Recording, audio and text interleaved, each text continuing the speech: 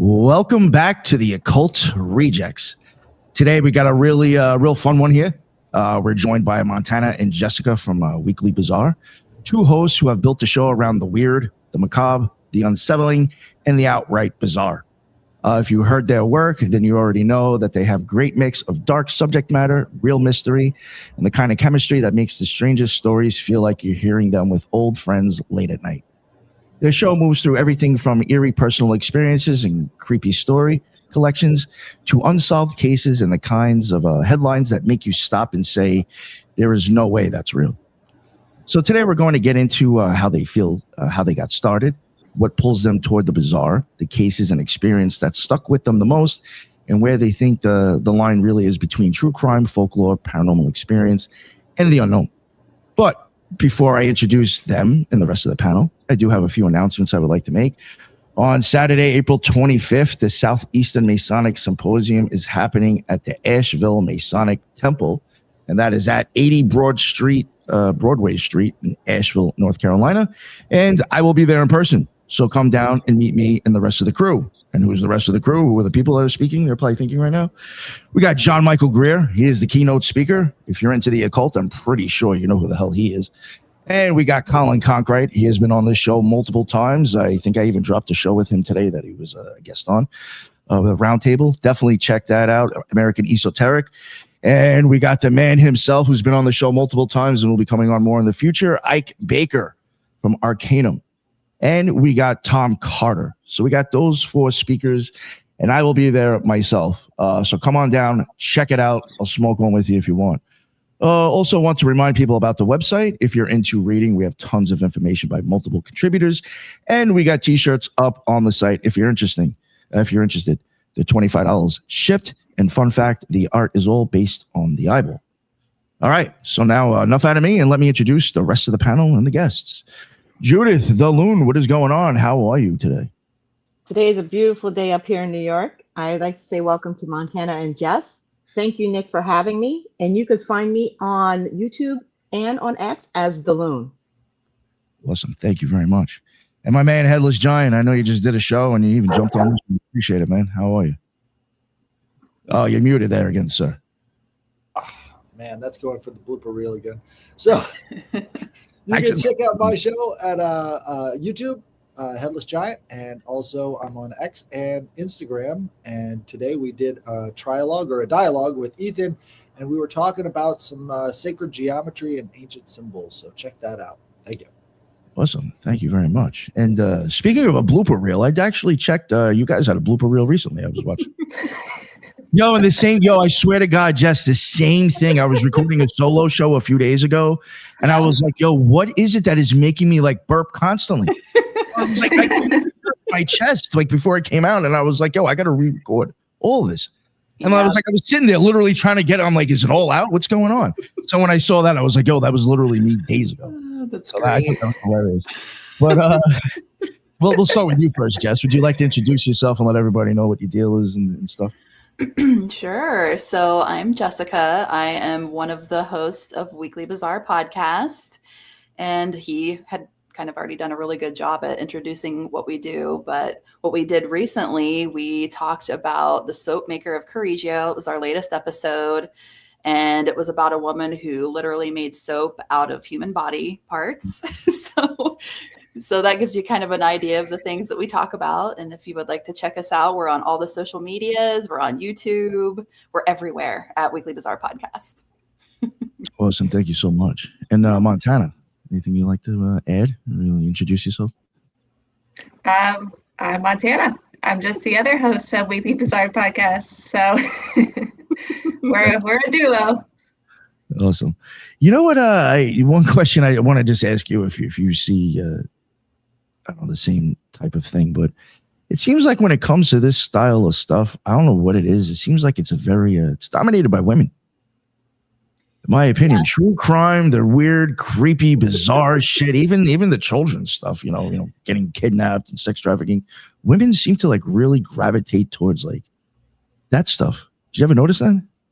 Yeah, I actually just had this conversation with my partner the other day because I always am watching really dark shit. And he's like, I don't understand how you do this. And I'm like, honestly, I think women can handle it because we're just built different or something. Like, I don't know, like we can go through childbirth and like really, those types of things. So I'm like, maybe that kind of stuff just doesn't, maybe it hits us a little differently than it does with men. I don't know. I can't really speak for men, but that was just what we kind of talked about in our conversation. So I don't know. Yeah, and I saw a meme. Well, it was like a video a few days ago. And it was like showing like it was a cartoon where it was like stick figures, and the dude was like sitting on the couch watching horror movies with his girlfriend, and he's like popping, eating popcorn, and she's like, oh my god, and then he puts on something else, and it's like talking about chopping somebody up in pieces, and she's like glued to the TV, and he's like, what the fuck? And it's just like, yo, that is on point. It's so funny. It's relaxing. Fall asleep to it. I do. Well, I was even saying before, like this type of topic for me is like easier than if I was like, I get what you're saying. But I have always thought when it does come to these type of things, I've had women on a lot for true crime and the weird shit. It just seems like they cover it very well. So yeah, I was just wondering if you ever noticed that. But Definitely, I guess real quick, if you don't mind, get some maybe questions just to get an idea of like both of yous. How did Weekly Bizarre first come together, and what made you both realize that this was the kind of show you wanted to build? Well, I guess I'll start with that. Before Weekly Bizarre, I was doing a podcast with one of my good friends, and it was Bitches Don't Brunch. And he talked a lot about spooky stuff, and there was a lot of sexual content on there.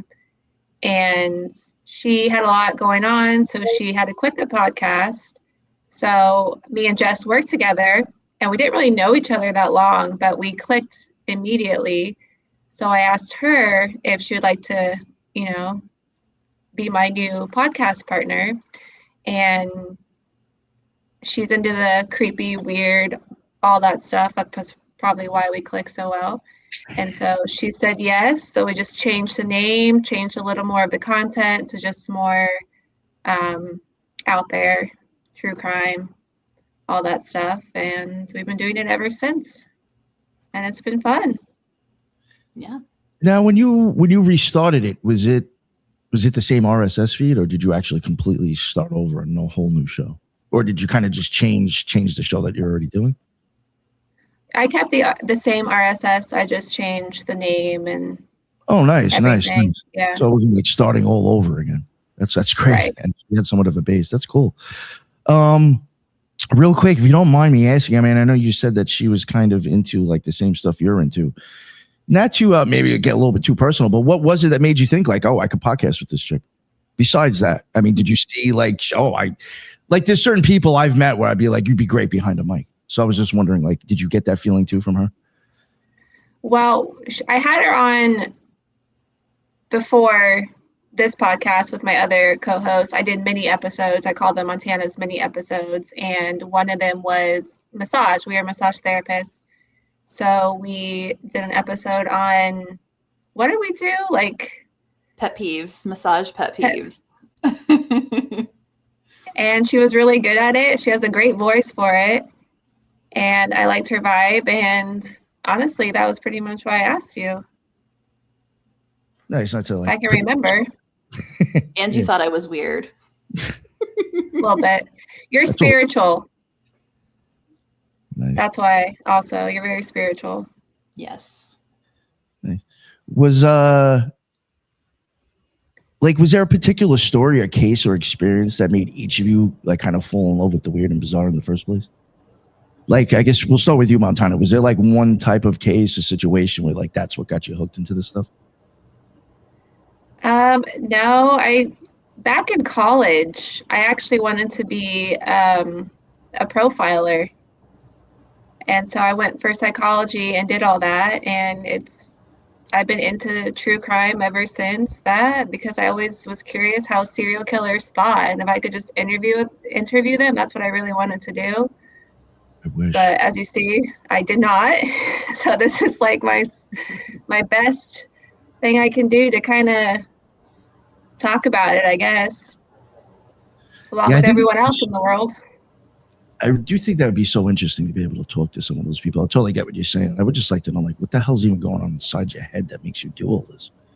You know, how do you rationalize this? You know, like, I don't know. Yeah. What about you, Jess? Was there anything that kind of like a case or anything to you that stuck out that got you more into the true crime or like weird stuff?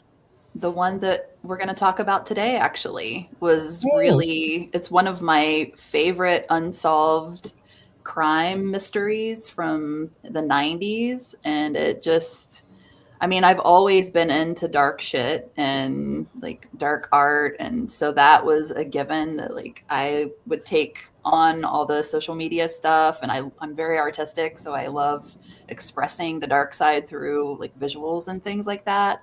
But also just with anything dark, I've always been drawn to it. I grew up watching Unsolved Mysteries and dark stuff like that. And I just, yeah, when she asked me, I honestly didn't have any social medias or anything like that before.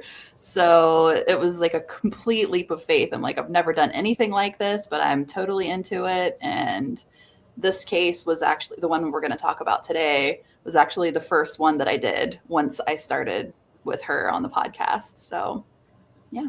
All right. And then Well, it's just grown from there. Listen, thank you. Did Headless or Judith, did you have anything to ask before maybe we'll get into that topic? Unless you guys don't I'll have any jump questions. in. All right. Yeah, okay, sounds good. So what case is this? What topic is this? Do you want to introduce it, Montana? Or you want me to?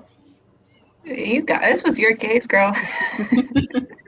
So this is the mystery of Jennifer Fairgate. Have you ever heard of her before? No. Yeah, I've heard of the name because I did have that as a question, but I was like, just in case that was the topic. I didn't ask it. So basically, in 1995 in Oslo, Norway, there was a woman who was found in the Radisson Blu Hotel, which was like a pretty bumpin' place to be back then, I guess. And she was found in her hotel room with a single gunshot to her head. And there's just all this mystery around, like, who was she? They never have figured out who this woman was. And there's just all kinds of really weird shit surrounding her. Like, for example, the tags had been cut out of all of her clothing so that you didn't know where her clothing was bought from. Just very minimal stuff with her in the room and just very random things, like basically a briefcase full of bullets. It was just a very strange scene that really caught my attention. And to this day, they haven't been able to identify who she was. What year was this? I don't know if you mentioned it. but- 1995. Okay, totally different case than I'm thinking of. Well, that is interesting. Cut off the tags. Yes. See, I would even wonder if the person who killed them had bought her the clothes and they didn't want people to know exactly which store they got it from to track them. Yeah, there's a lot of theories surrounding that specifically. I think one of them was like maybe she was a Secret Service agent or something that's like weird. that. But she was so young. She was in her early 20s. So that was very off-putting too. So yeah, there's just there's a lot of questions with no answers. So I would think possibly more of whatever you were saying at her age. I hate to say it, but I mean that'd be perfect for a honeypot, a young girl. You know what I'm saying? So, yeah. all right, continue. Sorry about that. I was confused with another case actually. That was What are you thinking of? I'm curious. Do you know what it is? The case that you're thinking of? it was an older case where I think like literally back in the day when they had like black and white photos. And I think some lady was just like found like dead on her bed. And that's all I can remember. I saw something about it. She was found on the bed. So maybe it is the same thing that you're thinking of. Well, you said 95. So Oh, yeah, true. I mean, the people were dressed up like they're, going to a Western saloon at this time. That's how old this is. No. Gotcha. So Yeah, this that's when like that was another thing. It was also that's right. She was also a prostitute, like at a brothel. So I mean, I'm sure that's how old this was. Is that like those were legal stuff? Yeah, I'm not so certain that this woman may have been involved in something like that too. I don't know. All right, But Yeah, I'll try to keep it kind of brief because there's so much information with this. So I'll Well, you skim can- over you like can the say important whatever you stuff. go into whatever you want. Don't worry about it. It's your show. So she had called before she went to the hotel to make reservations. And this is where it all begins, all the confusion begins, because she was speaking English when she made the phone call. And she requested a room under the name Jennifer Fairgate, Fair Gate. And then she ends up changing the reservations a couple days later. And she's like, actually, I'm going to come today and I'm going to be bringing somebody with me. And so that was another kind of curious thing. Like, who is this other person was supposed to be a man? So they check in together, and his name was Louis Fairgate, allegedly Louis Fairgate. And so they check in, but upon check-in, she wrote the name differently than what she had originally spelled it as. So when she checked in, it was Fergate, like F-E-R Gate. So she changed the name. She didn't fill in any of the really important information that you really need to have in order to make a hotel reservation, which was another odd thing. And there's a lot of back and forth with the two receptionists at the time.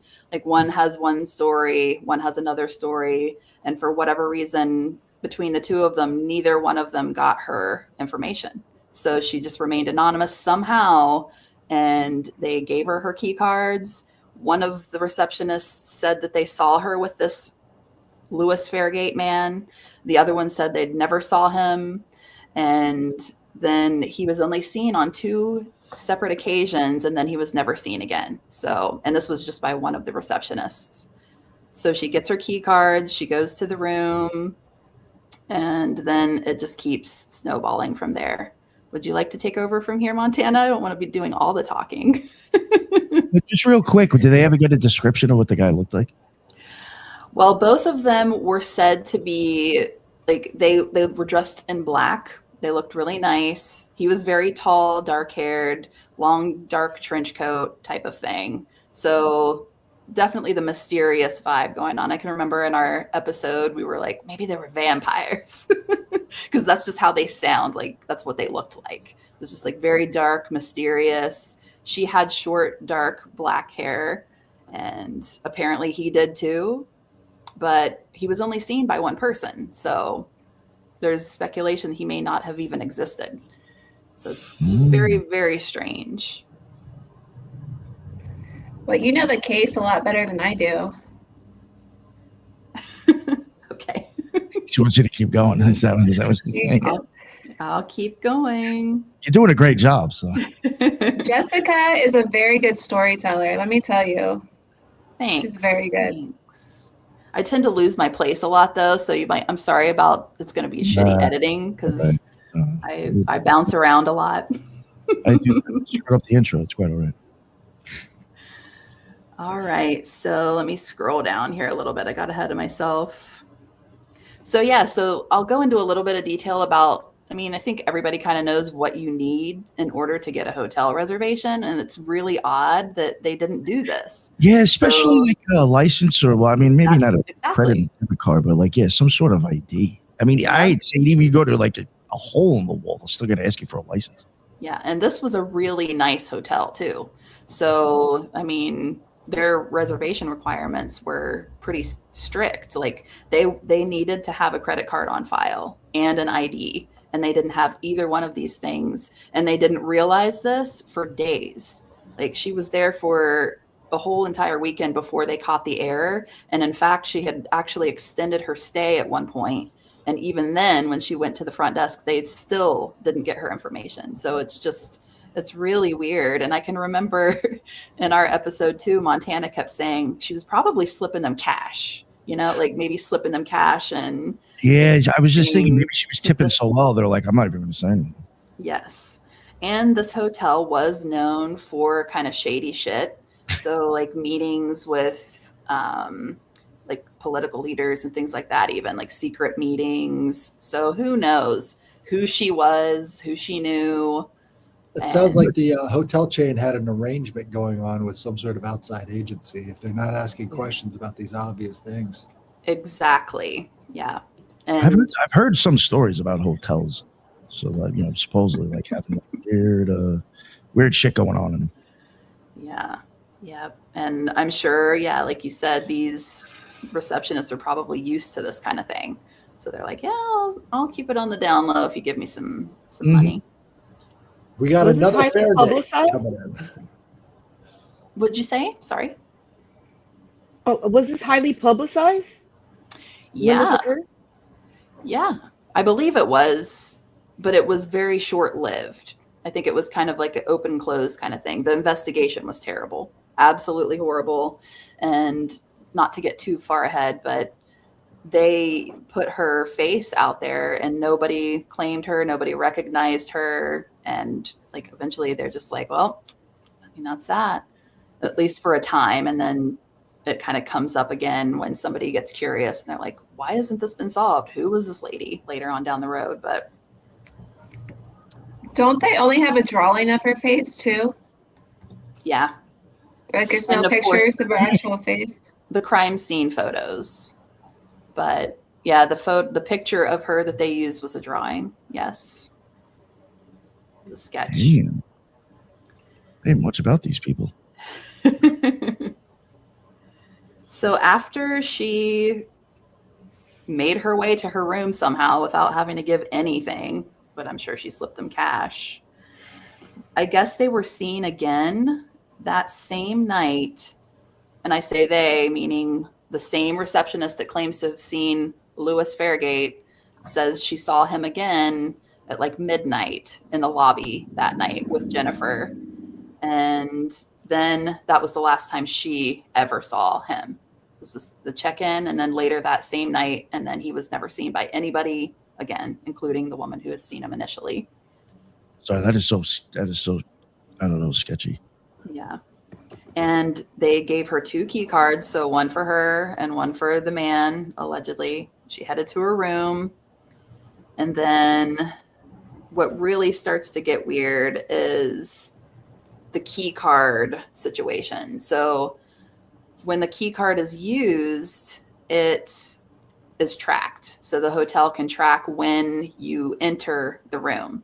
So they did have the records for every time that she entered the room, but there were no records of when people leave the rooms. So like there's no way of tracking that. So the only way they could tell kind of what was going on with where she was at certain times was when she would enter the room. I have a question about those key cards. Mm-hmm. Did they disappear? Did they not fingerprint them? That's a good question. That's a good question. That is a good question, because the only thing I do know is when they did eventually search the room for fingerprints and everything, they found none anywhere of anyone's, allegedly. Like even the cleaning ladies had been there earlier, I think the day before or something, and even their fingerprints were nowhere. I'm like, really? Come on now. Yeah, I would actually start to wonder. That's really interesting. If even the police were involved with covering something up, I don't know. Yeah, that's another huge issue in this case too, is the police involvement, which we'll get to in a minute. But I mean, it's just like the ball keeps getting dropped left and right, and it almost seems like it's on purpose. It's just so strange. Everything is so strange about this case. That's why, again, it got me into this stuff. One thing I want to ask real quick, sorry to like jump the gun on you, but you may get into it later, but just a question. Did you ever look into who the medical examiner was? Maybe. It's been a long time, and I've literally just made bullet points of our last episode. The reason I said that is I would check to see who it was and see if they worked on any other cases that come up fishy. Yeah. Because then you start to question, is this medical examiner getting paid off by someone? Only because we've covered certain weird crimes where it's like all of a sudden the medical examiner goes back to George Floyd's. It's like, well, that's fucking weird. So I don't know. Yeah. It's just seeing weird connections when you have shady crimes and medical examiners saying everything looks kosher when it's not. I Yeah. do remember that when they did the examination, it was not thorough, and they didn't even test. I think they didn't even test her blood for like alcohol or drugs or anything like that Yes, to see. Like, it was just terrible. And later on, they actually exhume her body to redo things because it was so bad the first time they did the autopsy and everything. I have a quick question. What I don't know if you could see what. Oh, I was going to go refer what you were showing. Mhm. There we You go. guys. Okay, this is a picture of her. They have a photo. Oh Where did yeah, they they get do the have an photo? actual photo of her. Yes. So they have that photo. You have to know who she is. Right. And she was never claimed ever. Ugh. I think they initially put her photo out, and then years later, when the case was reopened, they put it out again. And even then, nobody came forward to claim her. So, very odd. Okay, so back to the key card situation. There are specific times that she was entering and leaving, they think, leaving the room. So the first time she used the key card was 10:44 p.m. the first day that she got there. So they checked in late. And that's another detail that I'm like, it was one of the busiest times for check-in that she kind of decided to check in. And I'm like, maybe that was on purpose too, so that she'd be less noticed because it was so busy and she could just kind of slip in. So yeah, it was 10:44 p.m. when she entered the room for the first time. The second entry was at 12:21 a.m. that same night. Like I said, they saw them in the lobby, and then they went back to the room. And that was when Lewis, whoever he was never seen again after that. It was like he just disappeared into thin air. I don't know. And then the next morning, she entered again at 8:34 a.m., which they're assuming that she probably went and had breakfast and then went back to the room. And then, okay, so that was, what day was that? I think that was on a Thursday. And later that day was the day that she extended her stay. And they still didn't ask her for any of her information or her credit card, nothing. They just extended her stay. And instead of checking out on Friday, she was going to stay until Sunday, June 4th. And then at that time, she received 2 new key cards. 2, which again, they never saw Lewis again. So who was the other card for? I don't know. Okay, so then That's interesting. They never found the key codes. yeah, I don't remember anything about that actually. So that was a really good question. I'm curious. I don't think we even thought about that last time. I don't think we did either. And in fact, like it was even on Unsolved Mysteries, which by the way, they leave so much stuff out of their what they put on those shows. It's crazy. But I don't even think they said anything about that. All right, so sometime between 8:34 a.m. and 12:44 p.m. that day, 2 housekeepers entered the room, and they were in there to clean. And they noticed that there was only 1 pillow and 1 duvet cover that had been used. So it looked like there was just 1 person staying in the room. And they also noticed a brightly colored, fashionable women's pair of shoes that were left in the room. And at this time, Jennifer was not there. So between 8:34 a.m. and 12:44 p.m., she wasn't there.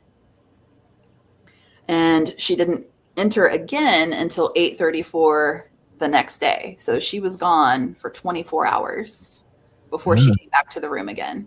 So there's a 24-hour gap where was she? What was she doing? Why was she paying for a room that She didn't even go into. that she's not using? Exactly. So that was weird. That was weird too. And then it was at this point. So this was, let's see. Hold on a second here. Thursday. Okay, so it was Thursday that they noticed that they didn't have her ID or credit card on file. So what they would do is they would send a notification from the front desk to the room via the TV at the time. So it would like pop up on the TV, and then it would say like, you're needed at the front desk, please respond, and we need to get your ID or whatever. I guess that never happened. And so you had to acknowledge this by hitting like OK on the remote or something And like that. and that was done? And it was never done that time. Okay. Not Oh. that time. But I think that's because she was not there. So that message was acknowledged the next morning. So like after the 24-hour period, and she came back in 8:34 a.m. the next day, she saw the message, acknowledged it, but then didn't do anything about it. She just acknowledged it, and that was that. She didn't ever go down to the desk or anything to fix the issue.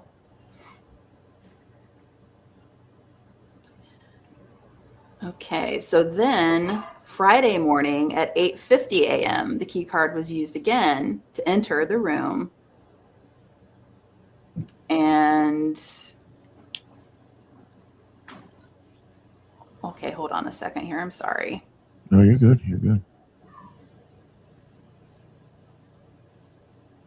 I was looking through some of the crime scene photos, Yeah. and they just basically didn't really do a lot of investigation into a lot of the evidence that was left there, like not taking fingerprints is one of the big ones, and some of the details in it. It looks like they were intentionally just sort of doing a quick job and then not paying any attention to it. So Yeah. And I wonder too if it is the reputation of this place. They're probably like, well, I mean, this stuff happens all the time. Maybe a body isn't left per se all the time, but we're just used to seeing this kind of thing happening here. But I think she's a spy. Yeah, it just seems like it. It definitely seems like it.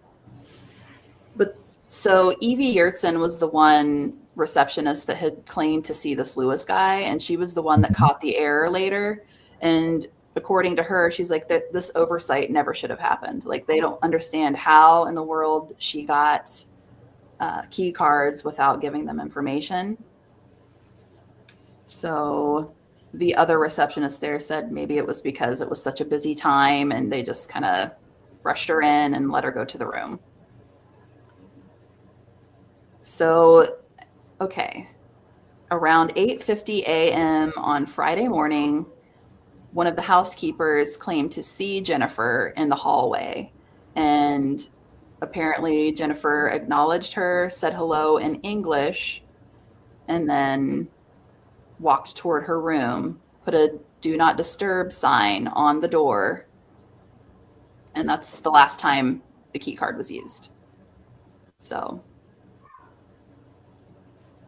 11:03 a.m. was the last time she entered the room, and that was after this housekeeper had seen her, said hello to her. She put the thing on the door, and that was it. So 8:06 p.m. that same Friday, she ordered room service. So she was still there. She wanted to get some dinner, and she ordered bratwurst and potato salad. Can you hear my dog?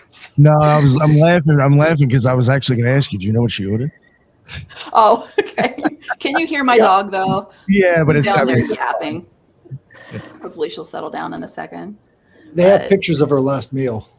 Yeah. No. But this was actually an important part of the case. Was the bratwurst was he and still in the potato room? salad. Yeah. It was half eaten, and then upon the autopsy, it was still in her stomach. So that kind of gave them a timeline of when she died because of digestion, and like it had only been partially digested. So they know like when they brought it to the room, about what time it was. So she had to die like right after her dinner. It's like her last supper or some shit. I don't know. So Was it an order for one or order for like multiple people? Order for one. Yep, order for one. And then when they took it to the room, she was alone. Allegedly, she was alone. Oh my goodness. It was only half eaten too, right? Yeah, it was only half eaten. Half eaten and then half digested in her stomach.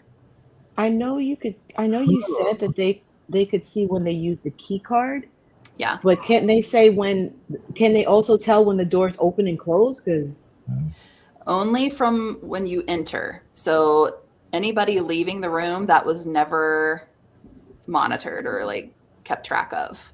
So people could be, people could be leaving and they would have no idea. Or she could be opening the door and somebody could force their way in, which is probable. In Yes. this case, I think. Yes.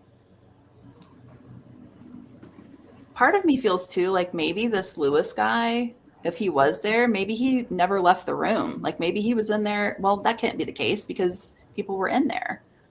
But maybe, I don't know. Because there's only evidence of one person. Yeah, it's just so weird. So many questions. I would even wonder, I mean, maybe the hotel would have noticed, but like, I even wonder, like, could that guy have had his own room anyway? Yeah, I don't know. I mean, he could have checked in on a completely different name and had a room already and just walked in with her. I'm sure it wasn't all that, but it just, wondering. Like, yeah. Or even with the food, like if I'm just going to keep it real. Sometimes some women get down. They have no problem. I love it when I can sit down with the chick. They stuff their face with food. Some of them want to pick their shit forever. So for all you know, she could have gotten knocked off while she was only eating still. Exactly. And that's why it was only half digested, because it took her 20 minutes or a half hour just to even nitpick that. Yeah, and look how little she ate of that bratwurst. It was like she took 2 bites. And then game over. Was that a bottle of was that like perfume or something on the table? It looks like it. Yes, yeah, that's one of the only things that was left in the room that was very strange too, and that's a man's cologne. I was gonna say that looks like a dude's cologne. Yep. So that was another big question mark. Like, okay, who did that belong to? Yeah. So it was like 8:23 when the lady brought the food to Jennifer's room. And it was a bratwurst that killed her. I mean, it kind of looks like a hot dog. It's not even a bratwurst. That's what I was thinking. I almost called it a hot dog. It looks gross in my opinion. Yeah.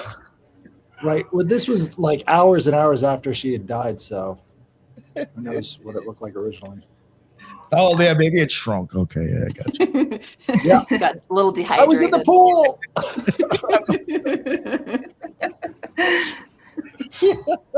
All right.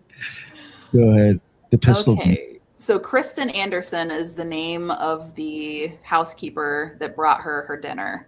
And she recalls that the room was very tidy, looked like it had barely been used at all. Jennifer gave her a big tip. And then she remembers that it being unusually generous, which kind of fits with our theories here. And at 8:57 p.m. that same night, they sent another notice up to her TV like, hey, bitch, you need to get down here and give me your information. Like, let's go. And she acknowledged the message, but never went down. So that is strange to me. So I'm like, okay, she got her dinner at 8:23. She didn't get to finish her dinner, but then somebody acknowledged that message at 8:57 when she was most likely already gone. Yeah, that's the position she was in when they found her. See, even something like that, I even feel like sometimes even when you see pictures of people like that, when they always get caught in dead in hotel rooms, I even feel like the odds of you perfectly falling to where your legs will bend and you fall on the bed like that is such a rarity. I think you'd have a better chance of falling against the bed and on the floor than actually falling perfectly like that. Well, to me, it looks like maybe she was sitting at the edge of the bed. Yeah, that's possible. Yeah, they're already sitting back or something. And the pistol grip itself, this is not, how a person who would shoot themselves would hold the pistol. This is something somebody would hastily do to make it look like they were, because most of the time people don't hold on to the pistol after firing it. And another thing too is her hand is completely clean. There's no gunshot residue, no blood residue, nothing. Yeah, Right. she's got her thumb on the trigger. Like, it's just so unnatural. It's like makes as much sense as the Kurt Cobain case. Yes. Did anyone I did did that anyone hear the gunshot go off? Yes. I think they heard one gunshot, I Mm. believe. I have it written here in a minute, but yes, I think it's that one gunshot was heard. And I think it was by, we'll get there in a sec, but I think it was by the man who eventually goes up to get her information. And as he's like going up to the room, he hears it. He hears the gunshot. I'm really sorry about my dog. No, it's quite all right. You're fine. I actually didn't even notice it. I'm probably used to it. Going back to Kurt Cobain, though, we actually did an episode on him too, but now they're coming out saying that it wasn't a suicide. Have you guys seen that? Yeah, that's why I brought it up. Yeah. Yep. And we theorized in our episode that was the case too. So it just seems so obvious to me. Even when I was a kid, I just didn't buy it. Like, I remember me and my friends, I had friends that were bigger Nirvana fans than I were. But all of them were like, I don't think he did it. I don't think he did it. Somebody killed him. It's probably more they didn't want to believe that he killed himself regardless. But Yep. Yeah. Yep. So another weird thing about this whole situation was at some point, somebody had taken 3 sodas from the mini fridge and a bag of chips. So I guess they were stocked with like snacks and whatever. And somebody ate that and drank the sodas. But leave the contents of those food were never found in her stomach. So it was not her that ate it. It's fucking littles. So yeah, after that night, another day passes. Nearly 24 hours, I think. And then at 7:35 p.m. on Saturday, the hotel sends up their final message. They're like, hello, is anybody out there? Can you hear me? You would think they would go walk up to a room at this point and be knocking on the door and be like, yo, Exactly. At this point, they do. So I feel like if that was any of us after the first time, they would have been knocking on our door already. Absolutely. And like the Econo Lodge. I mean, come on. You'd be like, hello, give me your $50 and your ID. So true. So again, keep in mind, the food in her stomach wasn't digested. This is almost 24 hours later. They send this message up to the room and it is acknowledged. So somebody's in there. Oh, Somebody has been there all this time too, which is really weird. Like, who would be hanging out in there with her dead body, you know? It was like it was the wolf from Pulp Fiction waiting for the cleanup crew. Seriously. So it's at this point that they're like, they've had enough. They're like, all right, we better go up and see what the hell's going on here. So, and this whole time too, the do not disturb sign had been left on the door. So that was another little thing. Which is dead. Don't come in yet.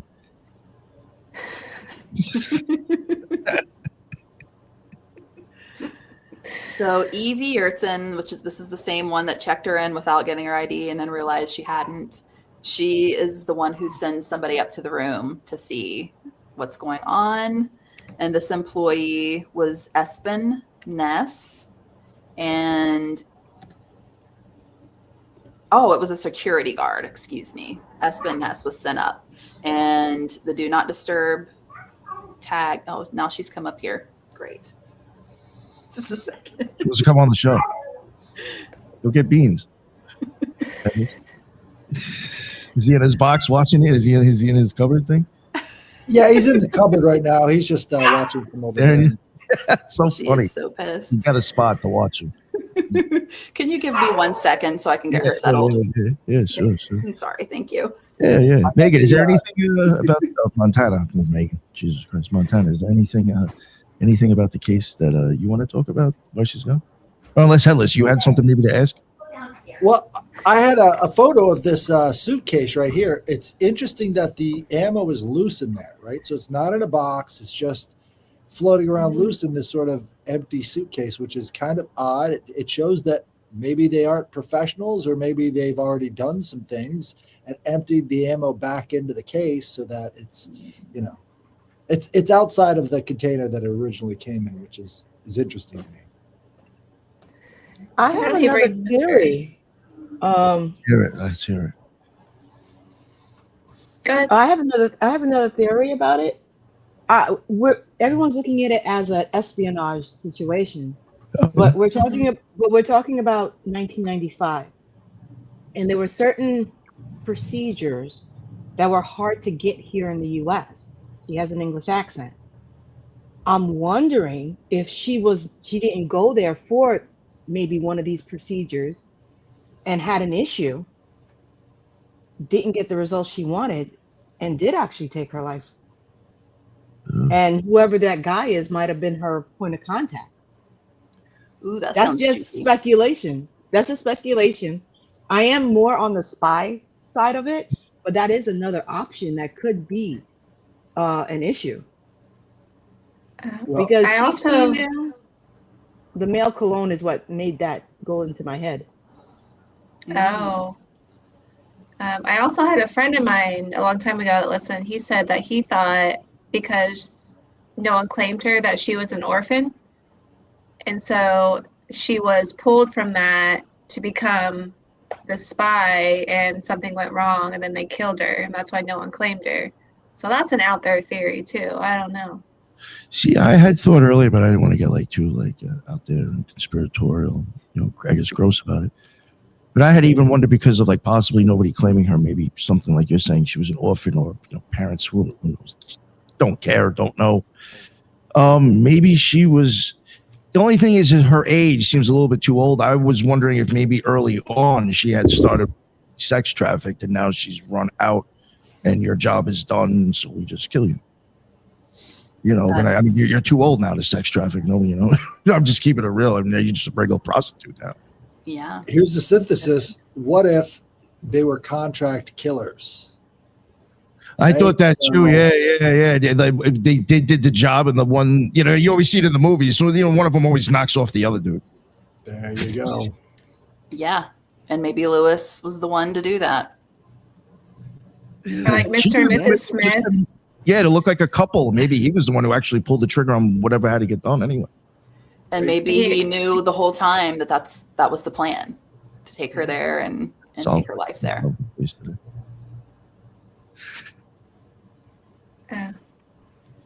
Did you have something to add, Montana? In my mind, I was just picturing that in the movie how she escapes the room from her handbag. If you guys remember that. So what if he did something like that?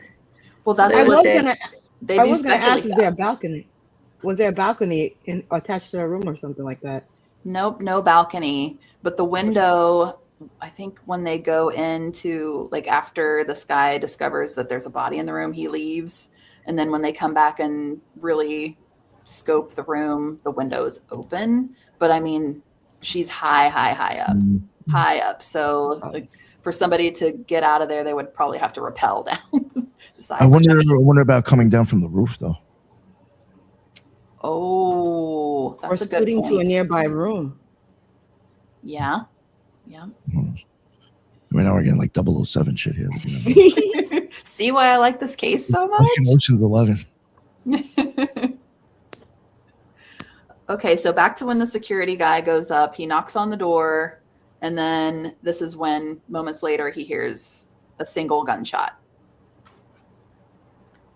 So this is the part that pisses me off because, I mean, this is just where things start getting bad and just get worse. So this guy, not sure what to do, ran back to the elevator and goes back down to the security office, leaving the room unattended for 15 minutes. A full 15 minutes before somebody goes back up there to see what the hell just happened. And there is no record of anybody checking cameras or anything like that. So there's a lot of speculation here where kind of what Montana was saying, how she throws her purse up on the top of the door or whatever. The door was locked from the inside when security finally goes back up 15 minutes later. And so there's only one card that can open that. It's like the master card or whatever for the hotel that can activate and unlock that latch. And so for somebody to have left the room in that time, they would have had to lock that latch somehow. But they actually reenact how easy that is to do. I think it was on Unsolved Mysteries that they did that. And it's literally like throwing a strap over the top of the door, shutting it, like latching it onto the lock, shutting the door, and then pulling the whatever strap that you threw over, and it locks the door. Yeah, I've actually seen it. It was crazy. I actually seen a reel on Instagram on how to do that. I was like, oh, really? That's yeah. Nice. Give away all the case secrets. you needed. So yeah, that's another really odd thing. But man, that pisses me off. I'm like, what kind of security guard would leave for 15 minutes after you hear a gunshot? Like that gives so much time for somebody to get out of there and escape without being seen. A paid one? A paid one, right. Yeah. Good point. So in this 15 minutes, what they're doing is, and this is so weird to me, so they contacted the police, but they didn't contact them to tell them to come to see what the hell just happened. They were just looking to see if they knew who Jennifer Fairgate and Louis Fairgate were and if they had any record of them. I'm like, really? And sure enough, they didn't. They didn't exist. So they couldn't find anybody under these names. So they actually end up calling back later. And they're like, okay, maybe you should probably come and see what happened here. Like, just stellar work, guys. Stellar work. So this is when the police go up. The door was double locked. They get in. And then after unlocking the door, they call to see if anybody will answer them. No answer. Moves further into the room. And this is another part of the weirdness of this. So he said he noticed a sharp, acrid smell. So not necessarily the smell of like rotting flesh, but more like sulfur, like of a gunshot smell in the room, which is odd. It doesn't make sense. Sulfur. Yeah. That's interesting. I don't know what to think So, about that. I know. No, I mean, have the smell if they after the gunshot anyway, or no? I feel like, I don't know. I think it would dissipate pretty quickly, I would think. I mean, there was no GSR anywhere in our hands. No, none. And actually, after the police arrive and start doing the investigation and everything, it took them an hour to get there, by the way. What? Sweet ass time. Come on, no. That right there. Was there any festivals, anything going on I'm sorry. during that time? Somebody told them not to go right away, or that case, that call just got held up for a while. Then they were told to go. I'm sorry, I don't believe that shit. I know. Like my brother's a cop, and he would even tell you that's something fucking wrong right there. Yeah, yep. And why weren't they notified the first time to come, like when they called? It just doesn't make any sense. I mean, they show up faster for like less shit. I mean, you're literally saying somebody. I mean, how do you know the person still isn't in the hotel with the gun?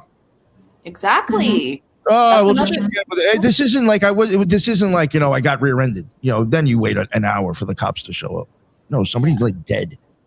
Yeah, and the awesome security guard hears a gunshot, and instead of like preparing to protect other people, he runs off for 15 minutes in the other direction.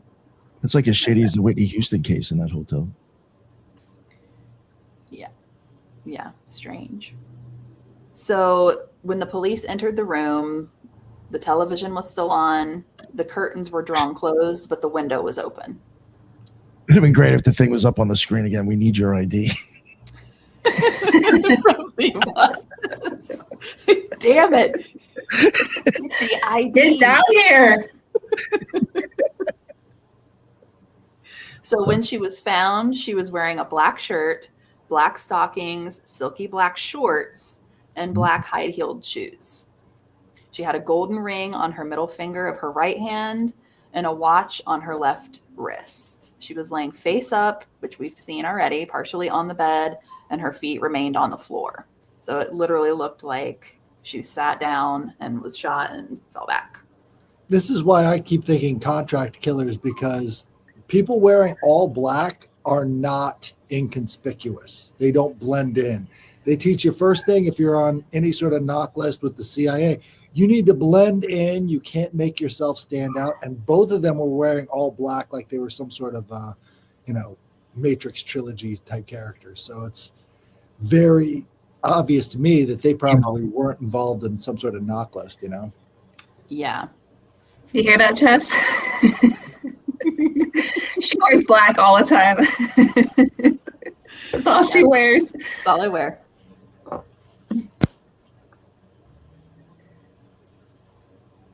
So there were no signs of a struggle either. That's another thing to note. The bratwurst and potato salad was still there, as we've seen, half eaten. And That it was did no look like it was struggle in interrupted. Oh Was my eating gosh, that my before. dog. Cannot believe this. She's such a little Always bit. something. Literally. It really is. Were her shoes placed somewhere too? Wasn't there something about her shoes? So she had black shoes on, but then they said they saw like that really colorful designer pair of shoes in the room that don't really fit her vibe at all. So it's like, who did those belong to? Or maybe that's what she wore on her 24-hour stint where she was out doing whatever she was doing. A dirty stay out. You Trying said to there were seduce cameras. somebody. You said there were cameras in the hotel, right? That is something that I'm not sure about. I know if there were, they were not checked. They were not checked. I'm going to have to wrangle my beast again. No problem. They could have been fake. You know how some places just have fake cameras around just Yeah, to make like a lot of places do that actually. because they can't afford it. And so at least when people see cameras, you kind of like, oh, I should probably behave if someone's watching me, even though half the time they aren't. I don't know. Yeah, that is but yeah, I mean, I don't know. What do you think back in '95 it would be normal for those places to have cameras everywhere yet? I don't know. Well, I don't think so. Yeah, but I don't know. But you said it was a very happening place. Oh, but you said they had hush hush meetings too, so they Yeah, probably no. wouldn't have cameras up in there. Right. I'm actually wondering if that hotel was even picked because of the lack of security and the ease of movement if you had money to grease people. It would That's be a really interesting good to see if anything else took place on that floor, because they don't have to have no cameras everywhere, just on specific areas. And this is why you get room on those floors or whatever. So if they're actually interested in which rooms that they want, that could be an indicator too. And I know some hotels, if they're going to have cameras, it's usually just facing the elevators, not so much the hallways. I don't know.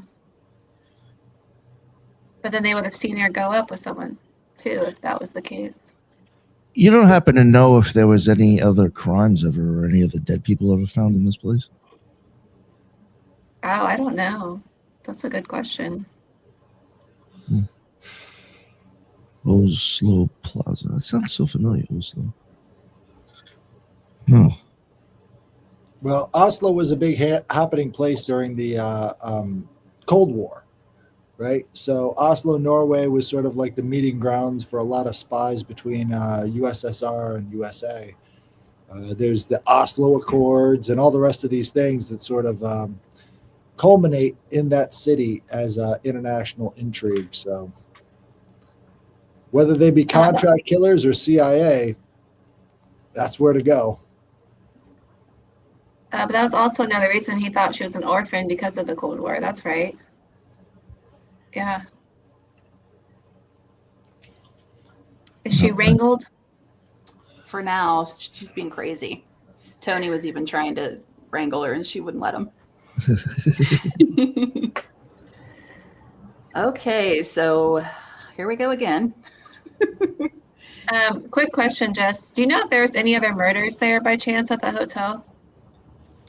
I can't remember. I think there possibly were a couple. Yes. I'm looking into it myself.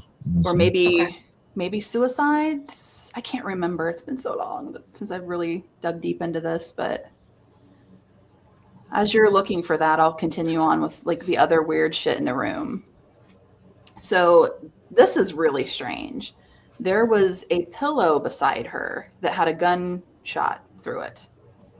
And you would think that, okay, maybe that's what they put over her to muffle the sound or whatever. Yeah. But there was no blood on it.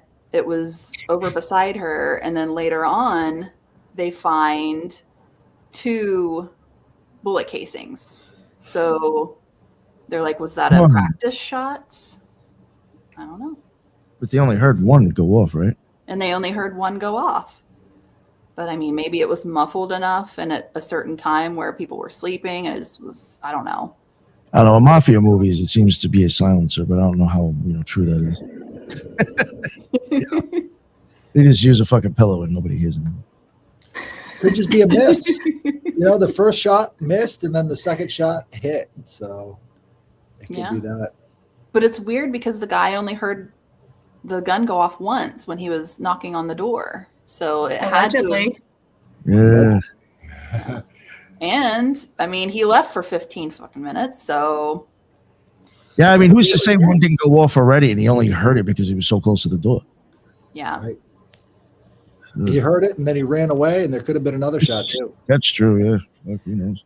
Oh, so it's important to note though that where the pillow was laying, it looked like the shot went down through the pillow and through the bed. So somebody shot it like down that way, which makes no sense. Why would you do that? I don't understand. Were there any struggle marks on the body?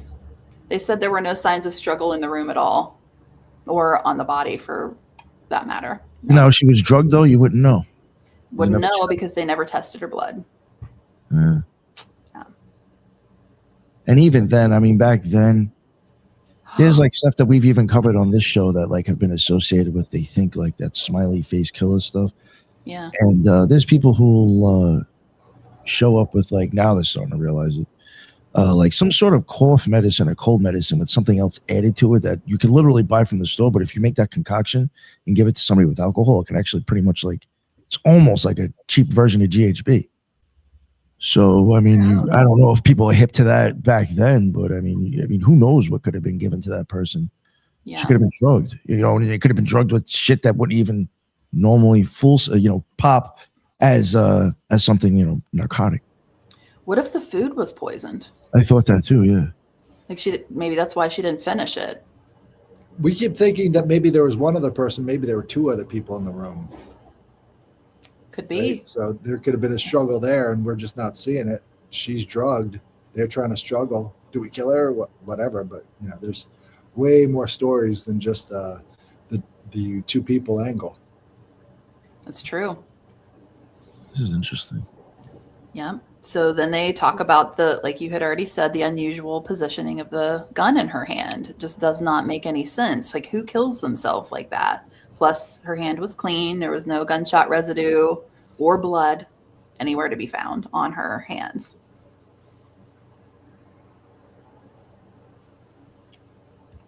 So weird. Yeah. Yep.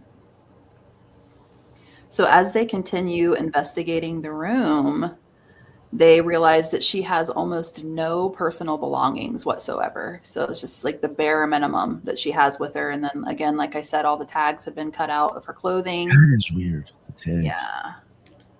Yeah. I wonder if it was like expensive clothing. I'm pretty sure it was designer clothing from like Germany, because I think later down the road they determined that's probably where she was from. But she had no clothing for the lower half of her body, including no underwear, no additional skirts or pants. And the only extra clothing found were shirts and various tops. And then the brightly colored shoes that they had seen were gone. They were not there anymore. Yeah, I couldn't find those on the pictures. I kept looking through there, and it's like, where are these other pair of shoes out there. Yeah. So Yeah, so the only people that alleged to see those were the housekeepers, right? They were the ones that were cleaning the room, and that's when they saw those shoes that were no longer there. Now, what did they look like again? What did you say They were like brightly colored designer heels. Oh, okay, So- little heels. Yeah, Couldn't even have been a dude's then. Yeah. Lady of the Night shoes. It So fills there in was- the gaps on that two people theory. You know? Yeah. Yeah. And then what about the cologne too being left there? Is it like a signature thing? Like leaving their mark, like been here? I don't know, but there was no purse, no wallet, no identification, no passport, no travel documents, no money, no credit cards, and no checkbook. None of that stuff was present. Nothing. Nothing to confirm her real identity. Still never got that ID. Yeah. Damn ID. They never will. And minimal toiletries. So there was a toothbrush.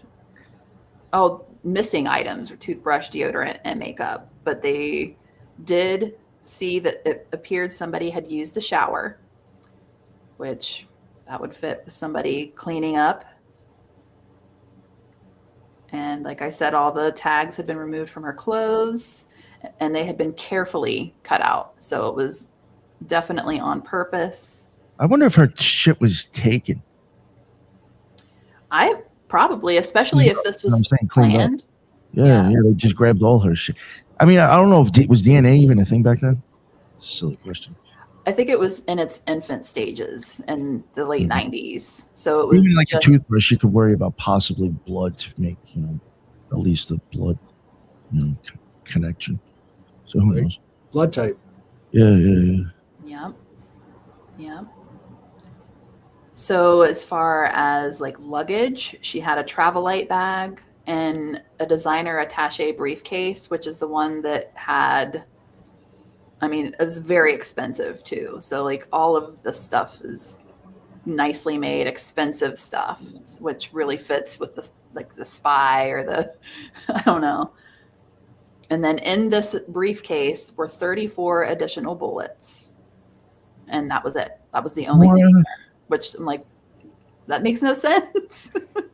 Why? She had Like 34 bullets with her? Yeah, like if you're going to commit suicide, why would you need that many bullets? Good point. So I don't know. That's a weird one. She was like waiting for she was like, I wish a motherfucker would right now. Go out in a blaze of glory. So there were no usable fingerprints in the room at all. That is so fucking weird. Not even on the bullet casings that they found. Nope, not even on those. And another strange thing is the serial number on the gun had been removed. That was just filed out. Was it? Yeah. Which is something, I think it was on the Unsolved Mysteries episode. They interviewed an actual Secret Service agent guy, and he said that was a very common thing for them to do so that the guns couldn't be tracked back to their missions or whatever they were doing. So, and it looked like whoever had done it knew how to do it properly to remove that serial number. Weird shit. Weird shit. Could it be that this got out by accident? Could be. Yeah. Especially like maybe one of the hotel employees wasn't supposed to see what they saw, maybe. And that's how it got out when it shouldn't have otherwise. Like maybe this kind of shit does happen all the time there. But it's kept I wonder, down low. how did the cops even show up? Bet you they didn't even have lights on or nothing. No, probably just Like casually walk in there an hour later, eating their lunch. Yeah, acting like it really wasn't a big deal. Stuck in traffic. Yeah, or you're just not bringing attention to what was really going on. Yeah. I mean, it's probably so easy. I mean, I don't know.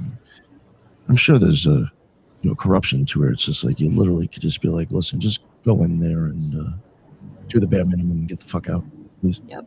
And I'm sure that happens. Act like you did something. Yeah. That was probably just another fucking dead prostitute. Word it that way, and nobody's supposed to care now. Mm-hmm. That's actually one of the theories too, is that she may have been a prostitute, but I don't think so. I think there's way more than that going on here. So during her autopsy, this is where they find the bratwurst and the potato salad that's still undigested in her stomach. And no sign of those chips or the sodas were found. So who the hell was consuming that? Like they had an after murder snack? I don't know. Yeah, right. Or again, they could have been there for so long that they snacked on something anyway because they're there in the room for hours. Yeah. Maybe her food was poison and that's why they didn't finish it. And they ate the chips instead. This is really weird. And it sounds, well, I mean, technically it's considered a suicide, correct? Mm-hmm. That's what they ruled it as initially. Yes. Damn. So it's not even unsolved. They just considered it a. Yeah, they went back and forth between homicide and suicide, but I mean, they ended up settling on suicide and case closed. So some additional autopsy details. They estimated that her age was approximately between 25 and 35. And she had high quality, very expensive dental work done. So that's another, like, she had money. Epstein. He's got But she couldn't be an orphan. True. Well, he had that dentist on staff, right? And so he kept a dentist on staff. It's strange, but if you think about, dental impressions after death, that's usually one of the main identification techniques. So if you can change a person's dental work. Yes. Fuck. Yes. So, okay, they did test for alcohol, but they did not test for any drugs of any kind. So silly. No gunshot residue on her hands, no blood on her hands. And that's pretty much the gist of it. I guess you could be like, well, the bullet killed her, so I check for drugs. But like, still. Yeah. I mean, if you're doing it as a suicide, you're not looking at a homicide angle and seeing if they're drugged. But like, how do you not even do that? I just found out. Yeah. I mean, she could have very easily been drugged before she was shot. So, and that could be why there was no sign of struggle. Yeah. Like 2 and 2 equals 4, dudes. Come on. So yeah, but they really covered up not wanting to know who she was. Yes, I completely agree with that. So they held her body for 1 year to see if somebody would come forward and claim her or identify her at least. And in 1996, they eventually buried her at Vestra Groveland Cemetery, which I probably did not say that right. Sorry. And she didn't get a headstone, and she was just labeled an unidentified woman. Nobody ever claimed her. They're a Mossad.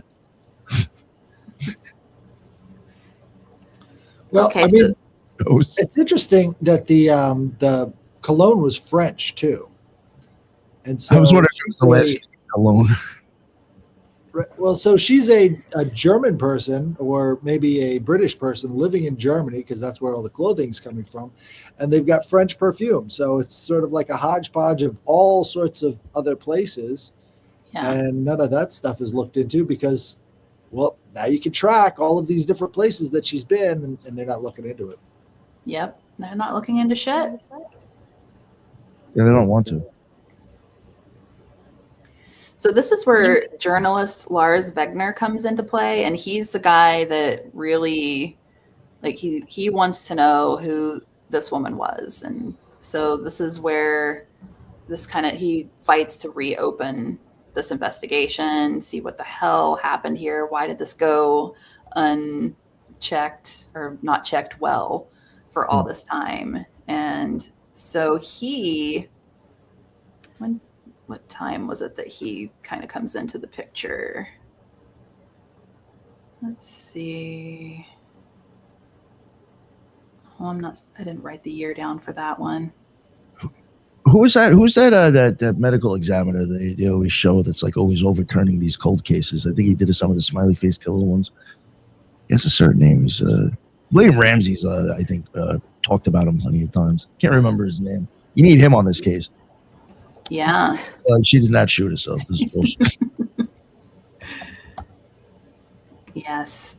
So he, along with some investigators, traveled to Verlaine, Belgium, to verify Jennifer's background because that's the only information they have on her at all. So that was the one thing that she did fill in on her like check-in was that she was from Verlaine, Belgium. So that's all they have to go on.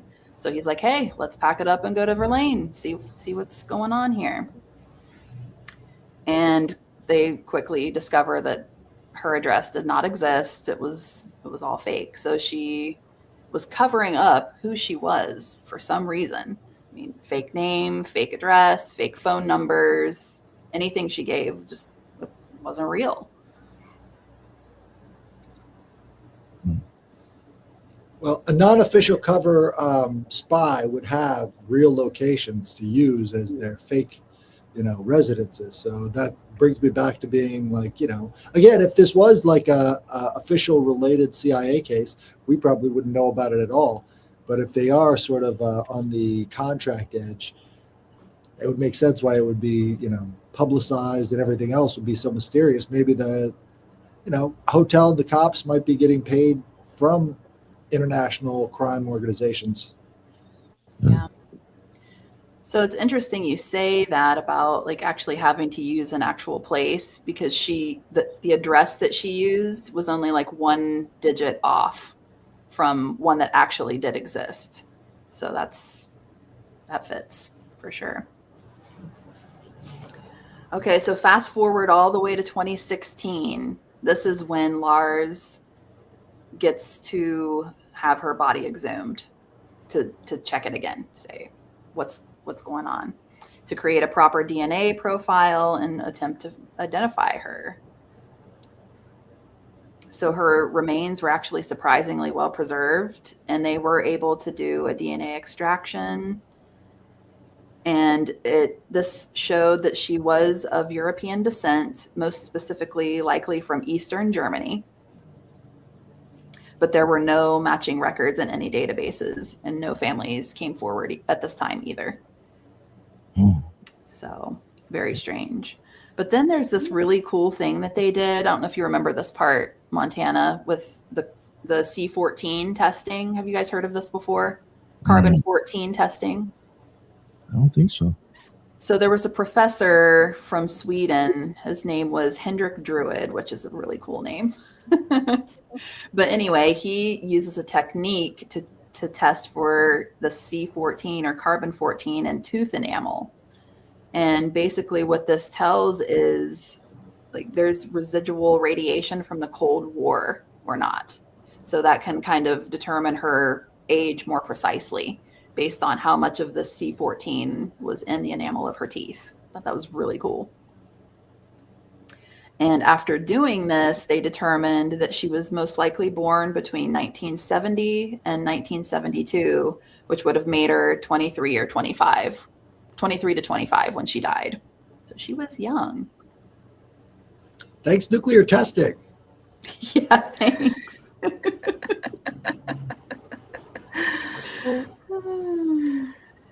So really, I mean, again, nothing is really, we still don't know who she is. Nothing was determined except for where she may have been from. That's pretty much it. And that she was 23. Nobody ever came forward this time either. So it remained a suicide. They kept it as a suicide and is to this day. Okay, moving on to theories. So there are theories around this. Montana, take it away.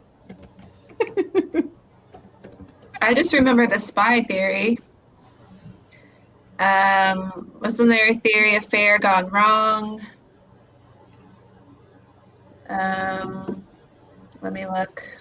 Affair gone wrong. I don't even think of that one. No. So homicide was one, Sage. or stage suicide.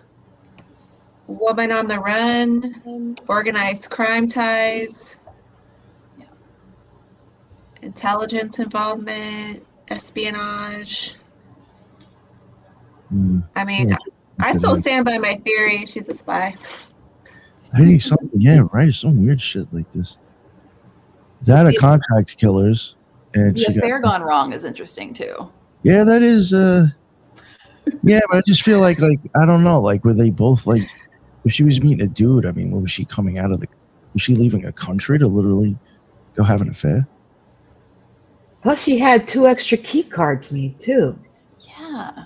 I don't know. It's just yeah, it's possible. It's just.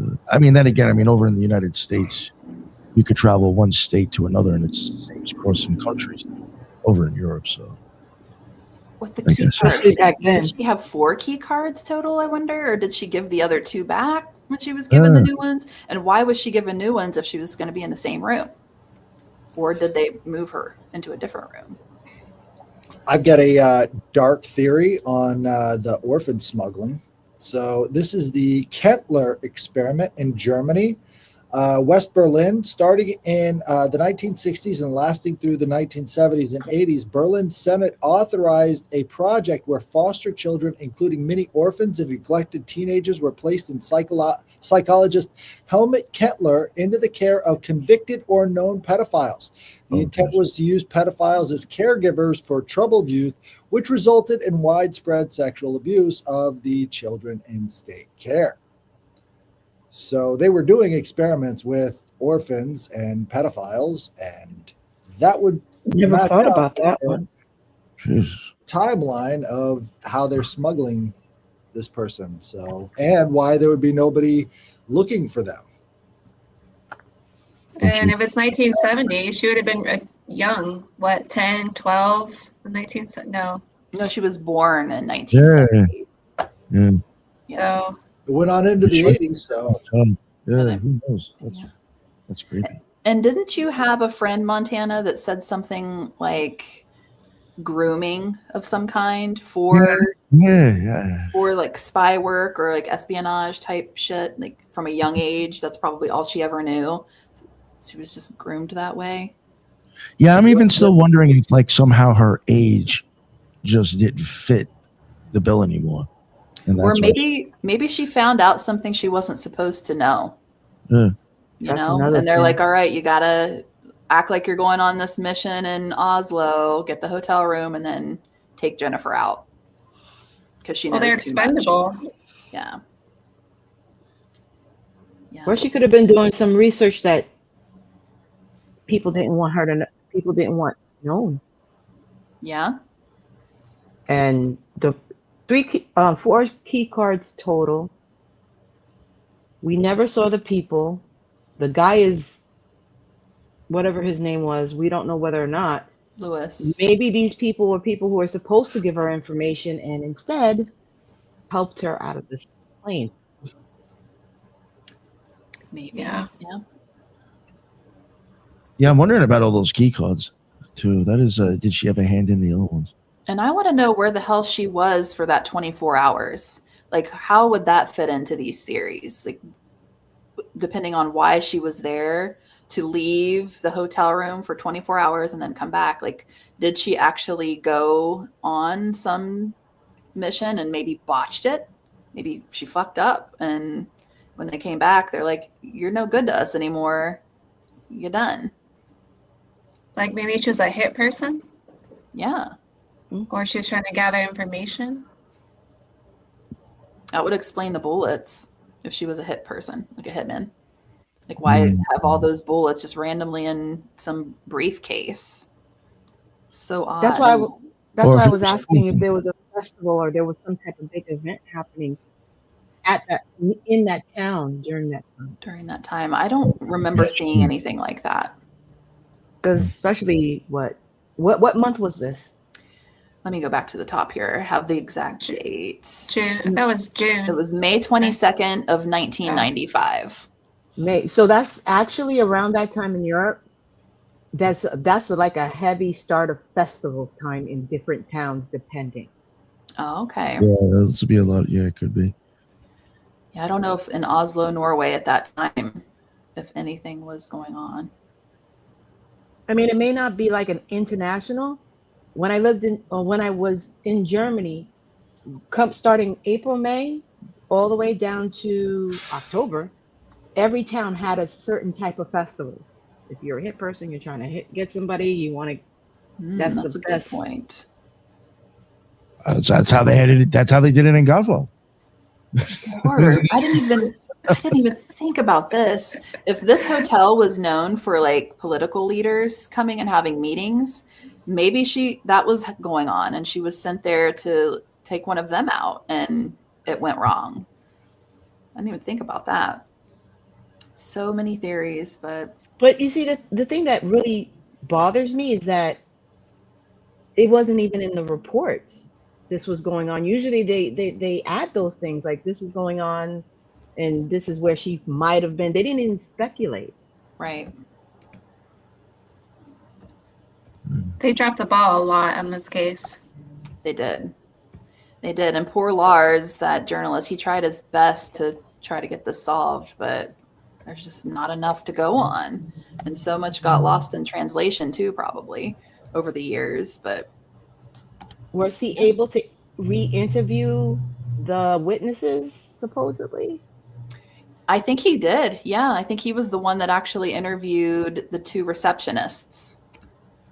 And they're the one, that's when he got the conflicting reports from them. Like one of them saying they saw Lewis, the other one saying they didn't see him. One So, saying there was no the way that police didn't interview them? The police didn't interview them? I think they did, yes. Okay. But where I got my information was from Lars' interview with them. That was their statements with his article or whatever he had written. So, yeah. But I find it strange too, going back to that night of check-in where Evie Yurtsin, or whatever her name was, is there with the other receptionist guy. And she later on catches the error and is like, there's no way that this should have ever happened. But I'm like, you're the one that did it, bitch. You were there. It just sounds She like could have been covering for herself. Mm-hmm. Yeah. Yeah, and I think she seems like she knows more than the other receptionist guy did. I can't remember his name, but he's the one that says he never saw Lewis ever. And he seems like he probably doesn't know shit. Like he's just an innocent, like this is his job. But I feel like this Evie person knows more. It just seems like it to me. Because she's the one that has all the opinions. She's the one that allegedly saw Lewis and nobody else did. I'm like, it's just weird. The problem is you pay someone enough. Yeah. They'll say whatever. And Jennifer had to have cash because she didn't have anything else on her. Like she probably was paying everything in cash. So she probably was slipping them money to keep quiet. Well, the Oslo II Accords were signed in September. I was just going to bring that up. The Oslo Accords. Yeah, that was September of 1995. Yeah. I was just reading that, dude. I was like political events in Oslo in May of 1995, and it brought up, brought that up. That's funny. Yeah, more is Israel and Palestine shit. Yup. Yo, so you know what it was? They were 2 months away of been dropping a nuke. That's. So, what do you guys think fits the most? The spy. Yeah. The spy theory. Yeah, I've got the whole, they kidnap these children and then they train them to be contract killers. And she was supposed to do something in 1995, which had something to do with the Oslo Accords. And she didn't do it, or maybe she, chickened out or something. And so they had to take out the loose end. Yes, that fits perfectly, in my opinion. And the taking those orphans thing, that's crazy. That fits too perfectly. Wow. And it would make sense why nobody knew her, because she never had anybody other than the people grooming her for whatever it was that she was up to. right? And they took away all of her passports and stuff because they didn't really care about any of the other evidence. It was just, whatever. Doesn't Yeah, matter. We're not gonna get another caught. thing with the spy shit too is the guy that was interviewed on Unsolved Mysteries that was an actual spy or agent or whatever. He said it was another common thing for them to cut out the tags from their clothing. And actually, that just reminded me. I think it was 20 years earlier in. I don't think it was in Norway. It was either in Sweden or it was one of the Scandinavian countries. Another woman was found. And the same thing, only she was on a mountainside. But all of the tags had been cut out of her clothing. She had no identification on her, but they had attempted to burn her body. So I'm like, there's something bigger going on here. Yeah, I think it was the Isdell woman, if you want to Google that, the Isdell woman. And it was in the 70s, I believe. So yeah, and her clothes were the same way. All the tags have been cut out, and they never figured out who she was either. Maybe another orphan. Shit. Back then, they had several to pick from. Yeah. What if her hit was someone she fell in love with, and that's why she couldn't kill him, and so they killed her? Mhm. So romantic. Oh, if it was like, if they're supposed to be co-workers and they fell in love, you kind of like that. Or maybe they're like hit, but they got romantically involved. Yeah, that spices up the story. I like that. Yeah. So that's all I got. That's it. The That's end. I Suicide. definitely think there's some sort of CIA, Mossad, or some sort of killing going on here, like hired killers. Yeah. Especially with all the bullets. I didn't think about that. Like, he was like, as you said, but then Judith was like, well, what's all the bullets for? All the bullets, the serial number being scrubbed from the gun. Yeah, Was the bullets to the gun that she shot herself with? Yes. They were okay. Yeah, it was a 9mm pistol, so bullets for that. The thing Okay. that really is bothering me is the missing of any fingerprints or any DNA whatsoever. She's a woman. Oh, Mhm. women, she has to have a brush. She has to have a comb. Exactly.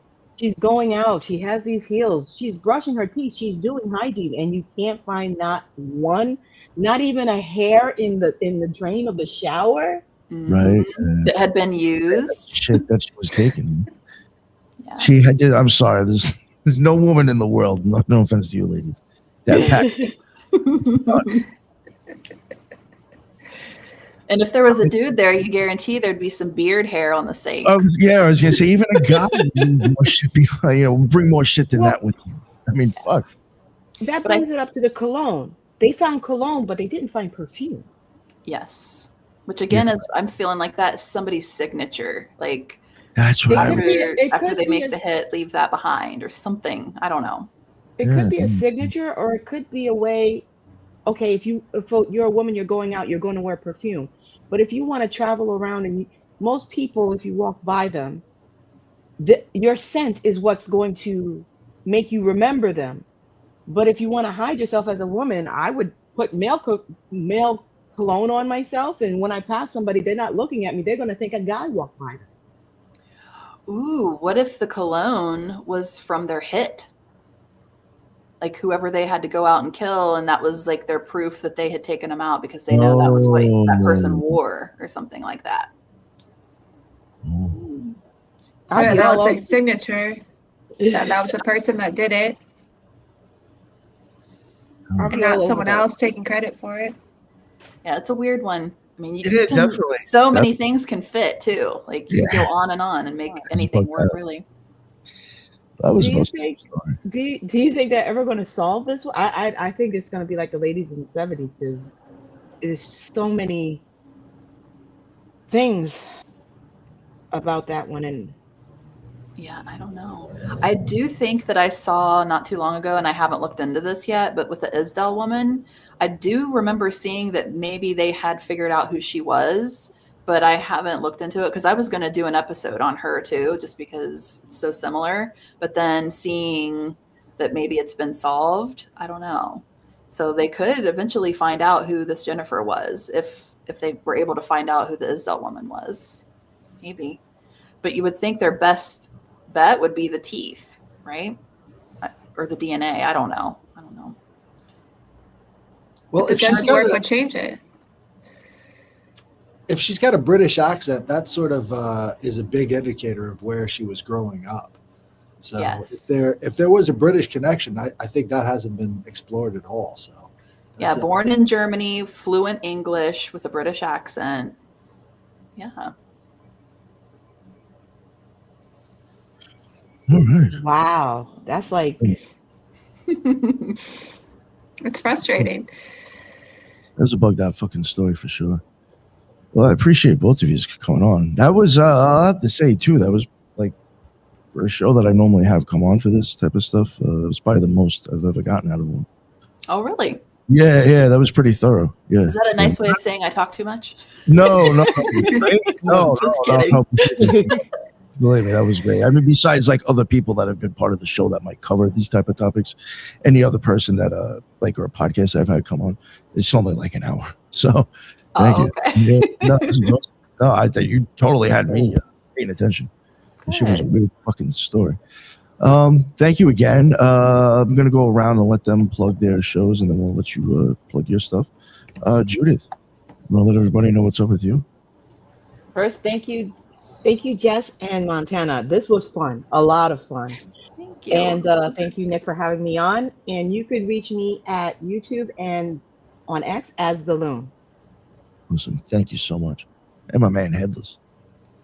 You can find me on X and on YouTube at The Headless Giant and also on Instagram. And go check out the trialogues or the dialogues that we had with Ethan Indigo this morning. And yeah, it was a great episode. We come right around to the beginning, just where we start off. So definitely check that out. Thank you. Oh, thank you, sir. Appreciate it. Glad you made it after the other show. And Montana and Jess. Montana, we'll start with you this time. What's going on? Let everybody know where they can find your stuff or whatever. Like she said earlier, we're on all the social medias, Weekly Bizarre Podcast. You can email us, Weekly Bizarre Podcast.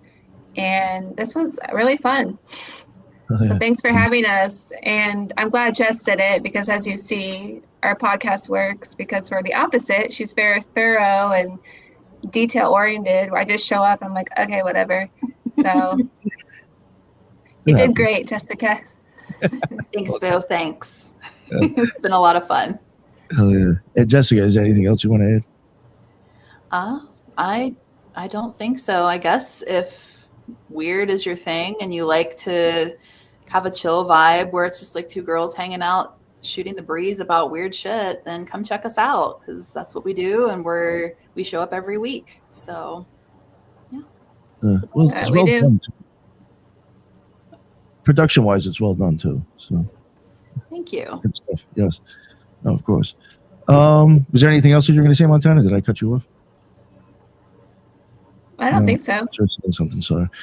All right. Well, definitely would like to get you both on in the future if you ever have another story to tell, and whatever in the future, get you back on again. That was fun as hell.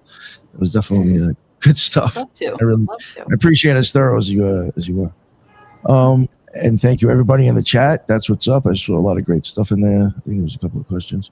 Yeah, that's why I go live, and I appreciate everybody showing up. And until the next one, everybody be well. Later.